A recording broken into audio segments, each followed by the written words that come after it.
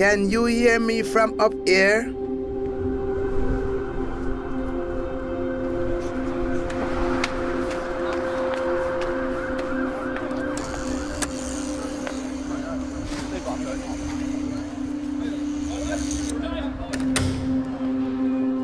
This sharing is in response to the tragic events at Grenfell. We wanted to honor those people who died because they were not heard, because they are more than faces at windows held high, because you only saw labels, you only saw ghosts and treated them as such. Listen hard to our community.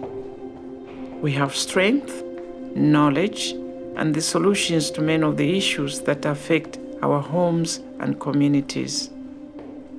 Make space for us and ensure you listen. Listen hard.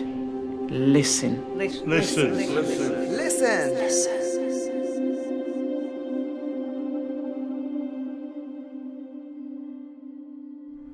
Good morning. Morning.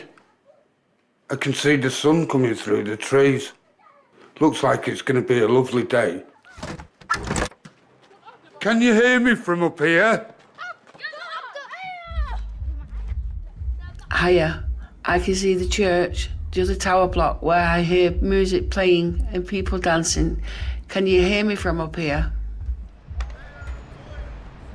Hello. I can see a wire fence and people walking up the path. Can you hear me from up here? Good morning. I can see the sun rising from over the hills. What a beautiful day. Can you hear me from up here? Morning. The music's still playing from the night before. Waste of time knocking on their door. Can you hear me from up here? I can see empty cars and grey clouds. Can you hear me from up here? Good morning. It's pissing it down again. Typical. Can you hear me from up here?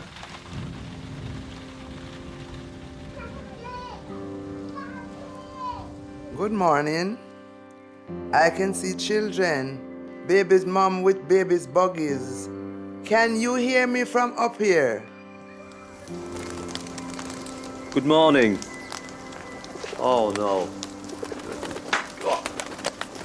Not those bloody pigeons again. Can you hear me from up here? Can you hear me from up here? Can you hear me from up here?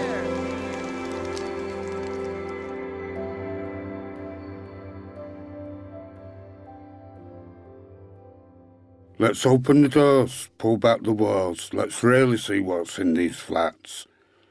Between the cracks, the landings and the stairs, balconies and steamed-up windows. Behind solid front doors, kettles boil, brown envelopes strap. Turn off the smoke alarm with a stick or a mop. Sounds of footsteps across bare living room floors, laughter shared. Whispered sounds of conversations too sacred or precious to air. And as music blares, the Jacksons and Aunt Williams are visiting tonight. Friends that never forget, fight or take flight. And she longs to be with the hills she can see from her 7th floor.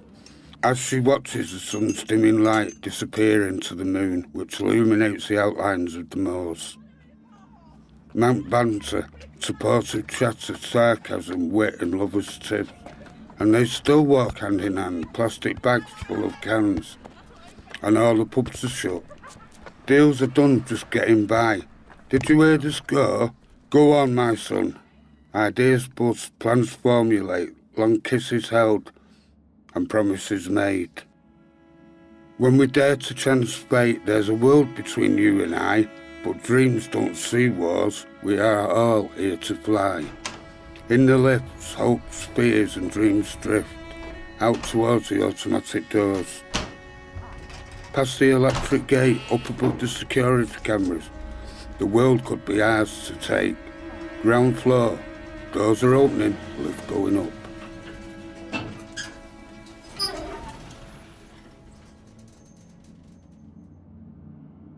The vents in my flat will tell you the true stories of the lives that have lived here before me. In the 4 a.m. mornings, when it's the only time I hear peace, they peak. I catch glimpses of smiles or small talk chatter, good nights and make-up laughter, and those dreams of what this little home means. But you didn't get to know them. You assume failure is in our genes. My box space shows the lives of the displaced, misplaced, the forgotten echoes of a life that you only saw as toxic waste. I wonder if, like me, they couldn't be heard from all the way up here. So instead we scream at the walls, or just inside the frightened corners in our mind. Until even the sound of footfalls on the balcony make fear and isolation become entwined. Streamlined into daggers sharp in my voice box. I'm choking with it all, but I think you just don't give it us. Yet it was you who silenced us in so many ways with your misinformed labels, so that when we did speak the words that took courage to say, I watched them slowly turn to dust before your shuttered eyes. In that same moment, with that same look, you told us we are only tower block dwellers. Our truth doesn't matter that much. We sit and watch our lives through your filtered view. It's a hard lesson in life, yet you expect us to respect you. No wonder the veins in my flat scream, because we live in a home that is not placed on the floor, because our lives are vertical and our view is of the sky. It doesn't make us different or less. We're just trying like you to get by. Can you hear me from up here? There is power in our tower. A community built way up. We refuse to be silenced any longer. Refuse to accept what's unjust. The veins in my walls rest easy tonight. Just like my neighbours. I've passed on their messages. I've honoured their plight.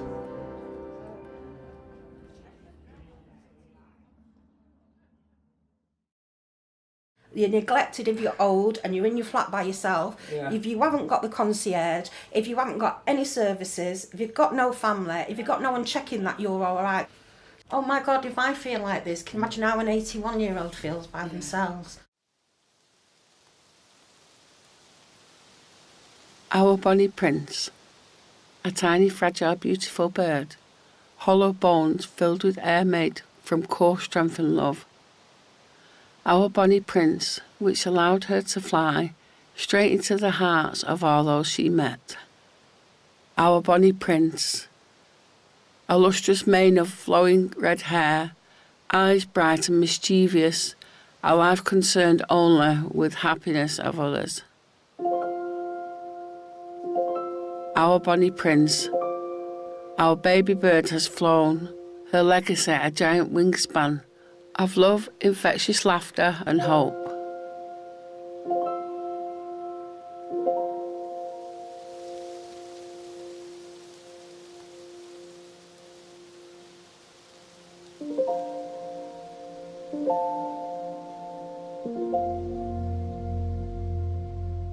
We're just a community of ghost love, he said. These invisible souls drifting amongst us like air, like light. Light they're almost too frightened to take the tiny pinhole of space that as a society we've allowed. Well, I was part of a demolition squad that took the crescents down. But these men, they worked and they worked, brick by brick, stone by stone, pint by pint, lived with all their might. Hod carrying back, fingers crack hard like steel. Young boys with men's jobs earning a few bob, sending it all home to a land of make-believe. I've been here that long, I don't know. So they worked and they worked, but oh how they suffered for this land. Eyes became blurry, hearts became weary, quieter and quieter they grew, until suddenly they aren't big men. They sit and think back when my life was. If you listen carefully, you can still hear the gentlest whisper and sense the tiniest tremor beneath the Celtic heartbeats of dreams of hope of passion, of a grand old tale that might just happen. I see you, you and you. I see the sparks, the sharp edges, unspoken pledges, winning and losing, loving and leaving, of getting by when life just has no meaning. Where in your heart like a roadmap of just dreaming, dreaming, dreaming. You boys, you're still warriors. Let me introduce you to the ghosts of Hopton, a group of older men who rarely get asked their opinions on anything, and very rarely feel they fit into a lot of the local spaces these days. The question was asked, what things in your world would you like to change? Get the security back.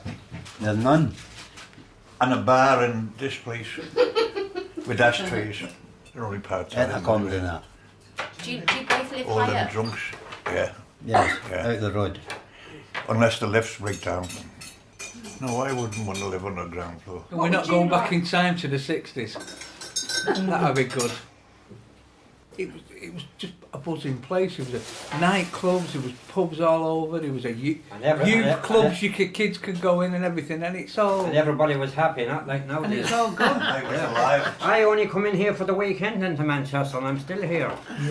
Yeah, I'm in from London. Everywhere in Manchester, everywhere was packed with people, Saturday and Sunday, every night of the week out having a drink. Everybody was happy. I was about 18 when I came in from London. Not only that, all the streets of where you lived, you knew everybody. You could go into any house along the street. Oh yeah. People are afraid now to mix with people.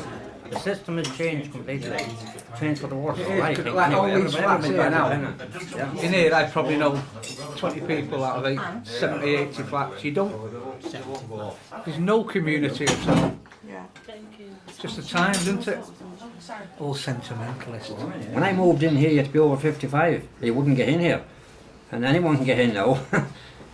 That's how it goes, I suppose. Have a good dinner. I would have the flats, because I think the community in the flats over the last 2 years is amazing. I love it. It's the only place I live where I know every single person on my landing and others. It reminds me of like back in the day. But I would have it rebuilt with an understanding that community space is essential. It's not just an add-on, it's essential. You can't build a flat and then just put them in like little rabbit hutches and then expect them to communicate. Well, we've had people who's jumped off the back, we've had people who's died, who's out. Yeah, 6th floor, ran from his front door, right through the flat, through the living room and over the balcony. We've had a lot of deaths. There's only a lad, young lad. What floor was that? 6th floor.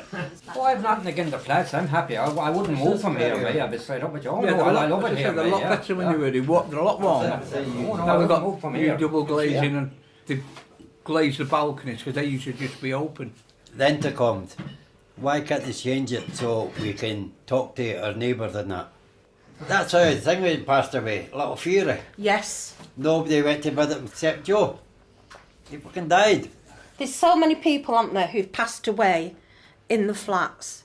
That's the whole reason why you can't have a block of flats without putting some kind of support in. What is the point? The main problem is we used to have a concierge where you press a button. So if there was a problem, you can press the thing and you could speak to concierge, couldn't you? Now you can't do anything like that. So if you're old and you haven't got a phone and you haven't got You're any in family, trouble. we know that it saved people's lives because it was the only way someone was able to access an ambulance. I agree with that as well, yeah, he's dead on with that, yeah. Truly, every morning when I go out, I leave the flat at 20 to 5. I always look at see if his light's on. Check is alright. See, honestly, I always look at his window. Oh, yeah, it's great. Yeah, like you say, if we've got a problem shared is a problem halved.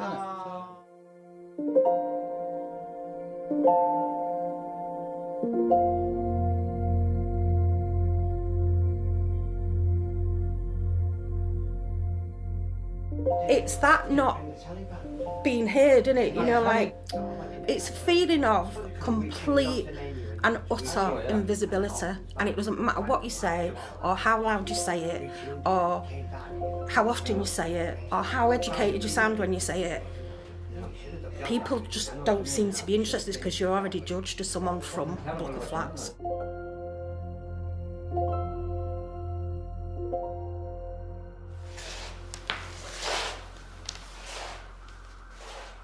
Those policies cause atrocities.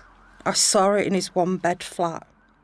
A mattress worn thin, where steel springs cut sharp into undernourished, translucent skin. Empty food cupboards, dust on stove. Bare floorboards and one plastic comb. One plate, one greasy mug, one grey thin towel, one bar of misshapen soap. A million ways he began to lose hope, to expect even less, from services that are supposed to help him cope. Aged 81, his body bears witness to the years he has worked. Big man's hands that now shake violently, tea stains cover his shirt. The ambulance service said he was not ill enough.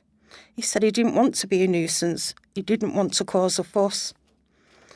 The doctor was eventually called, and he still tried to make light of his plight. Even now, he was struggling with failing eyesight. Heartbreaking, gut-wrenching, anger inside me churned. I said to the doctor, honestly, we can't face another death like this. It's barbaric, it's absurd. She smiled resignedly and said, yes, I have to agree. Your block is known for many deaths. Just forgotten people. No trace left of them, not even a memory. This is Tower Block living. This is my home.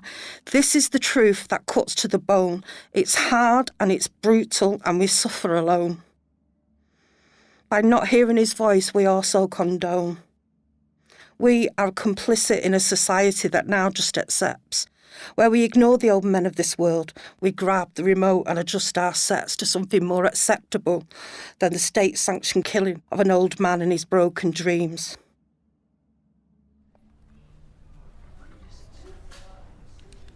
Stupid questions. It's the breath between the words you say to me. It's the sharp rise of your brow, judging me. It's the indignity that shames me. I'm stood at your desk watching you review, rewrite and edit my life. Adrenaline pumps. Fight or take flight. Do you rent any rooms out in your home? Only my bedroom. Do you really want to work? Not really. Is your first floor flat above ground level? What? Do you engage in any risky behaviour? What's risk? How many jobs did you find this week? Oh, 20. How many dependents do you have? Define dependents, please. How much do you drink a week? How am I supposed to remember that? Do you really need your shopping trolley to walk? Mind your own business. How many kids do you have, and do they live with you? Mind your own business. Why do you need a walking frame? Why don't you read my medical records? Do you have £16,000 or more savings? Why do you think I'm here? What's your address? Don't you already have it? You wrote to me last week. It's the despairing, uncaring relentlessness of poverty that can break you. It's the calculating precision decision-making which enrages you. But poverty cages you, too tired to see the full range of labels that disables you.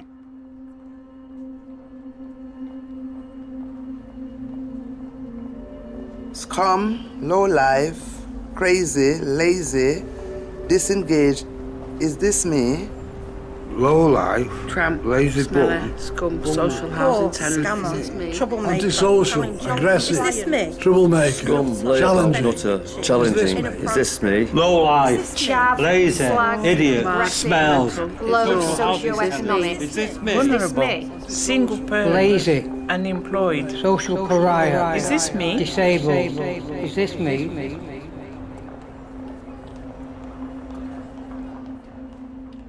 It's in the blue drug lights of public toilets and the fragility of your wrists. It's in the hope that lays in the space between your veins. It's the dead eyes of Connor, Mark and Chris. It's in the slick rain pouring on the nylon sleeping bags which seeps into soggy cardboard rooms on Oxford Road's corridor. It's the cold to the marrow of your bones while Manchester lights entice you into unknown danger zones.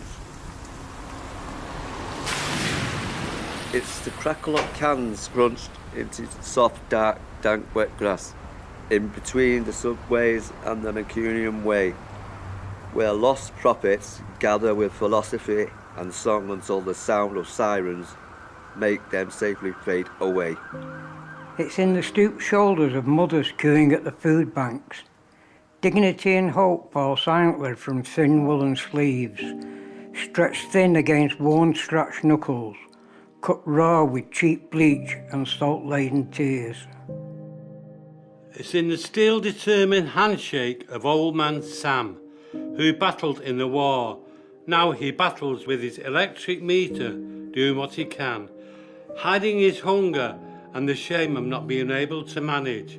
Behind ill-fitting suits, headstrong but heart-ravaged, refuses to accept loneliness and so makes everything routine, a life determined to salvage.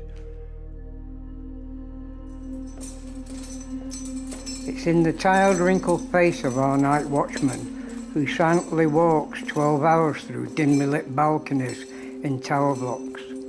In the dead of night, the only defence against fire is his handheld canister attached to a horn. I lay awake frightened and worrying till dawn. By suit people in offices, I bend down and count my losses. The worst violence falls softly in brown envelopes, the only time someone mentions my name. To my shame, I like seeing my name in print. Like a fingerprint at a crime scene of poverty. A reminder I still exist in a world of invisibility. Where the likes of us, the sidelined, see-through creatures, are mere shadows on the streets of austerity. The thing for me about Grenfell, it actually haunts me, and I worry, I can't sleep, keep thinking, what if? Yeah. I mean, I'm only on the second floor, and I'm still quite active, so... But we've got somebody up on the 8th floor, Harold, who wouldn't stand a cat in hell's chance. There is a problem for some people who are in old age and they are sick. If they are on the top, like floor 8, floor 6, but they must live in the lower in order to escape from the fire. I don't feel safe with the security guards who walk around with a canister with the horn. It's a man with a can and a horn, an air horn. You know, like they have at football Yeah, I matches? understand, yeah. So he walks all night, just up and down. And if there's a fire, he gives you the warning? Yeah. Okay, well, following on from that, these electronic doors, what if there's a power cut? What happens then? How do you get out? There's a couple of hundred people here. You get a power cut, how are you going to get out? Can't, I'm scared to think about it. You're trapped, you're in a box, you're trapped. Yeah. The main thing on this subject should be an alternative exit. Although when I first came here, you actually could climb down, because you could swing down. And you could physically do it, but now you can't because of the cladding. You could come down the balcony, and your feet would go onto the balcony below. And then if you were careful, you could navigate your way down. I bet you don't know what he did for a living. It's a cat burglar. It's the courage to stand against the rising tide and a refusal to hide from policies that aim to cause pain and suffering with human rights denied. It's in the gentle hand holding of an unpaid caregiver. It's in the eyes of a helpful child and the heart swell of a mother's pride. It's in the mundane, the life goes on days. It's in the queue at the Erin and Pound bakeries, in Bright House flat screens, because we have the actual audacity to dare to dream. It's in our kids' tattooed brow, Edna's crimson lipstick, Joe's betting slips, and old Tupac's newest knockoff jeans. It's in the defiant swagger of people who refuse to bow, out or stagger about and bending knees. A half-life hoping to appease, for simply existing in a society filled with frightened middle-class unease. It's finding joy in your darkest nights. Out she goes, fake tan and fake bag in hand. The unpaid bills and bailiffs clatter, but none of it matters. On Saturday nights, with the background sound of edgy laughter. The Cinderellas of our estate, make no mistake, we grow our girls strong. It's in the bare light bulbs of yellow in community halls, filled with residents and the scent of hopeful change. Cold hands wrapped around hot chip mugs, stained with yesterday's tea, where someone cried and someone listened, but neither held a degree. We're going to go to Seymour Grove. We're going to have a lovely roast dinner. Our strength lies in love. The ability to connect, to respect. And support one another. It's the coming together despite the war on class. And a government determined to divide. With us, no one is an outcast, underclass or typecast. In our determination to survive, we remain steadfast. I thought when they said to me, right, they're going to do art in tower blocks, I'm like, you are having a laugh. What relevance has that got with our lives? It's got nothing.